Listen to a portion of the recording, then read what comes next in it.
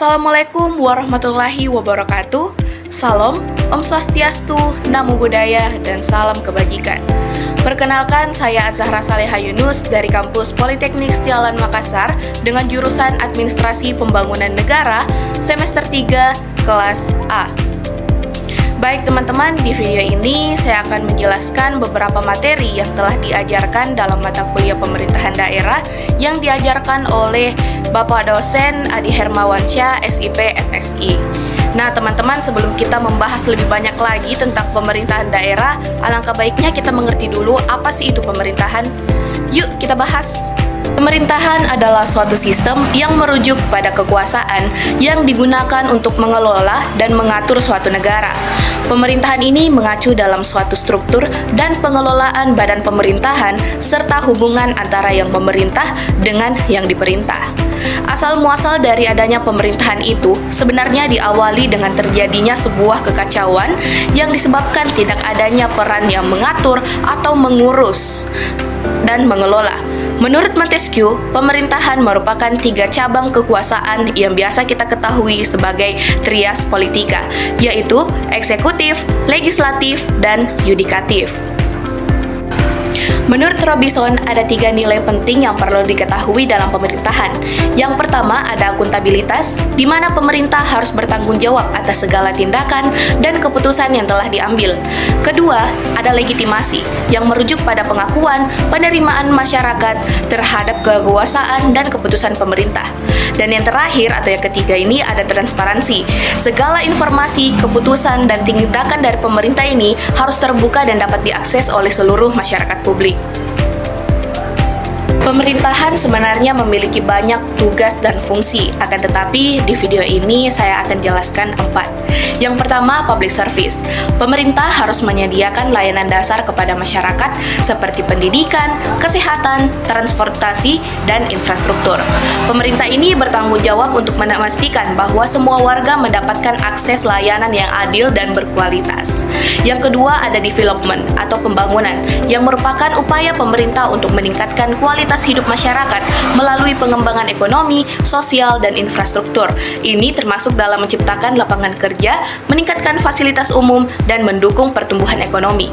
Yang ketiga ada empowering. Pemerintah ini berperan dalam menciptakan program dan kebijakan yang mendukung partisipasi aktif masyarakat, terutama kelompok yang terpinggirkan. Yang keempat, fungsi pemerintah ini untuk membuat dan menegakkan hukum serta aturan yang mengatur perilaku individu dan organisasi. Ini bertujuan untuk menjaga ketertiban, melindungi hak asasi seluruh masyarakat. Selanjutnya kita akan membahas tentang otonomi daerah.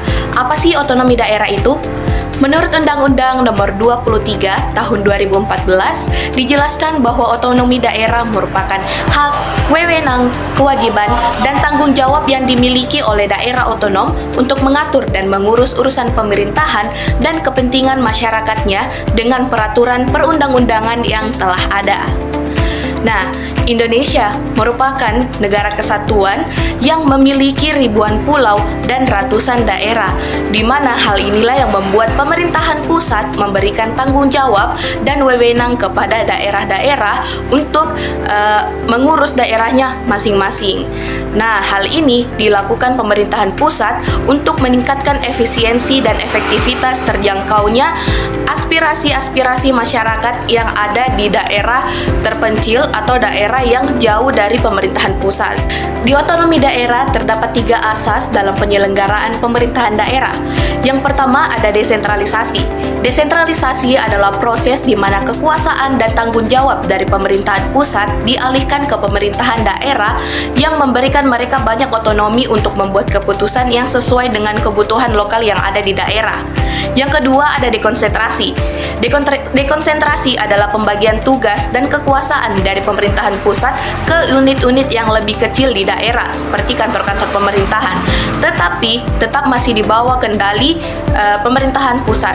Nah, yang ketiga ini ada tugas pembantuan, yang dimana ini merupakan suatu dukungan yang diberikan oleh pemerintahan pusat kepada pemerintahan daerah, baik dalam bentuk sumber daya, dana, atau bantuan teknis untuk membantu mereka menjalankan tugas dan tanggung jawabnya. Nah, teman-teman, sekarang kita sudah memasuki materi yang terakhir, yaitu urusan pemerintahan. Urusan pemerintahan adalah aktivitas dan kebijakan yang dilakukan oleh pemerintah untuk mengatur dan melayani masyarakat. Pemerintah ini memiliki tanggung jawab untuk menciptakan dan menegakkan hukum, mengelola sumber daya, serta menyediakan layanan publik seperti pendidikan, kesehatan, dan infrastruktur. Dalam menjalankan tugasnya, pemerintah harus mendengarkan aspirasi masyarakat dan memastikan bahwa keputusan yang diambil ini mencerminkan kepentingan umum atau kepentingan masyarakat. Nah, proses ini melibatkan berbagai lembaga, mulai dari eksekutif, legislatif, hingga yudikatif yang bekerja sama untuk menjaga stabilitas dan kemakmuran negara. Dengan demikian, urusan pemerintahan ini sangat penting untuk menciptakan masyarakat yang adil dan sejahtera. Dalam urusan pemerintahan ini, teman-teman harus tahu bahwa terdapat 3 klasifikasi yang harus diketahui. Pertama, ada urusan pemerintahan absolut, kedua konkuren, dan yang ketiga umum. Pertama, urusan pemerintahan absolut adalah kewenangan dan wewenang yang sepenuhnya diemban oleh pemerintahan pusat. Hal ini sudah diatur berdasarkan Undang-Undang Nomor 23 Tahun 2014 tentang pemerintahan daerah. Menurut pasal 9 ayat 2, urusan ini mencakup pada bidang-bidang penting seperti politik luar negeri, pertahanan, keamanan, hukum, moneter dan fiskal, serta agama. Yang kedua, ada urusan pemerintahan konkuren. Dalam pembagian tanggung jawab dan tugas antara pemerintahan pusat dan pemerintahan daerah dalam pengelolaan suatu urusan. Dalam menerapkan hal ini, baik pemerintahan pusat ataupun pemerintahan daerah ini memiliki kewenangan untuk mengatur dan mengelola urusan yang sama, namun dengan batasan dan tanggung jawab yang jelas. Nah, urusan pemerintahan konkuren ini dapat dikategorikan menjadi 2, yaitu urusan pemerintahan konkuren wajib dan urusan pemerintahan konkuren pilihan.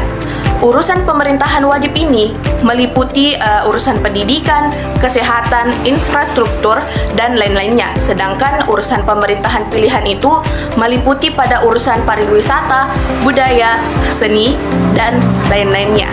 Nah, yang terakhir ini ada urusan pemerintahan umum, merupakan kewenangan dari presiden sebagai kepala pemerintahan. Urusan pemerintahan umum ini dibuat oleh pemerintahan pusat dan dijalankan oleh pemerintahan daerah. Nah, urusan pemerintahan umum ini dapat dilaksanakan oleh gubernur, wali kota, atau bupati di wilayah kerja masing-masing dan dibantu oleh instansi vertikalnya. Baik teman-teman, sekian penjelasan saya mengenai beberapa materi mata kuliah pemerintahan daerah yang meliputi apa itu pemerintahan, otonomi daerah, dan urusan pemerintahan. Kurang lebihnya mohon dimaafkan. Wabillahi taufiq wal hidayah. Wassalamualaikum warahmatullahi wabarakatuh.